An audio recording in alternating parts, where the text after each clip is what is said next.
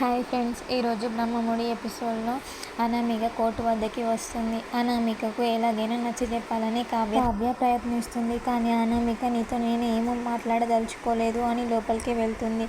Court బోన్లో ఇటు కవి అటు అనామిక ఇద్దరు నిల్చొని ఉంటారు. ఇద్దరి తరపున వచ్చిన లాయర్లు వాదిస్తూ ఉంటారు. అనామిక వాళ్ళ లాయర్ అనామికది ఏం తప్పు లేదని, తనను చిత్రహింసలు పెడుతున్నాడని చెప్తుంది.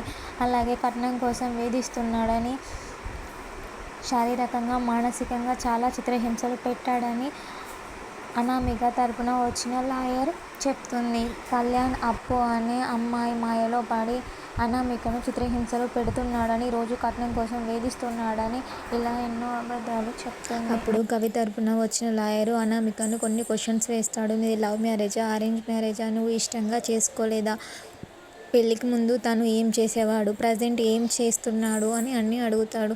పెళ్ళికి ముందు కవితలు రాసేవాడు అని చెప్తుంది. మరి ఇప్పుడు ఎందుకు ఆఫీస్ పనులు చేయమని ఒత్తిడి చేస్తున్నావు అని అడుగుతాడు. పెళ్ళికి ముందే అప్పు అనే వ్యక్తితో పరిచయం ఉంది కదా, మధ్యలో ఏం రాలేదు కదా, నువ్వు అప్పుడు తెలిసి కూడా ఎందుకు మ్యారేజ్ చేసుకున్నావు అని అడుగుతాడు అనామికని. అప్పుడు అనామిక ఏం చెప్పలేకపోతుంది. ఇప్పుడు కవి తరపున వచ్చిన లాయరు జడ్జితో చెప్తాడు, ఇతను కవి అంటే కవితలు రాస్తాడు, ఇతని మనసు చాలా అమాయకంగా ఉంటుంది, ఈయన మనసు చాలా సున్నితత్వమైనది, తను ఎలా చిత్రహింసలు పెడతాడు, వీళ్ళు డబ్బున్న వాళ్ళు, వీళ్ళెలా కట్నం కోసం వేధిస్తారు. ఈ అనామిక మ్యారేజ్లో వీళ్ళ డాడీ 2 కోట్లు అప్పు ఉంటే అది కవి వాళ్ళ అన్నయ్య తీర్చాడు, అవి ప్రూఫ్స్ కూడా ఉన్నాయి అని జడ్జికి అప్పగిస్తాడు. అప్పుడు అనామిక తరపున వచ్చిన లాయరు అప్పు గురించి మాట్లాడుతుంది. అప్పుకు కవికి అక్రమ సంబంధం ఉందని, వీళ్ళిద్దరూ కలిసి ఊకే బయట కలుస్తారని, హోటల్లో కూడా దొరికారని, వీళ్ళిద్దరి విషయంలో అనామిక ఒకసారి కేసు కూడా వేసిందని, కవి మ్యారేజ్లో అప్పు వాళ్ళ అమ్మ కనకం ఇద్దరు పెళ్ళి ఆపాలని చూశారని, ఇతన్ని మాత్రమే ఫ్రెండ్షిప్ అని, తను ఇతన్ని ప్రేమించిందని మొత్తం చెప్తుంది. కవిని జడ్జి గారు అడిగినప్పుడు మేమిద్దరం ఫ్రెండ్స్ మాత్రమే అని చెప్తాడు.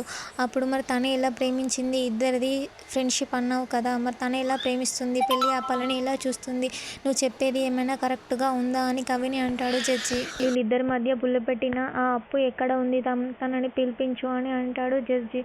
అప్పుడు అప్పు రాలేదని చెప్తారు అక్కడి వాళ్ళు.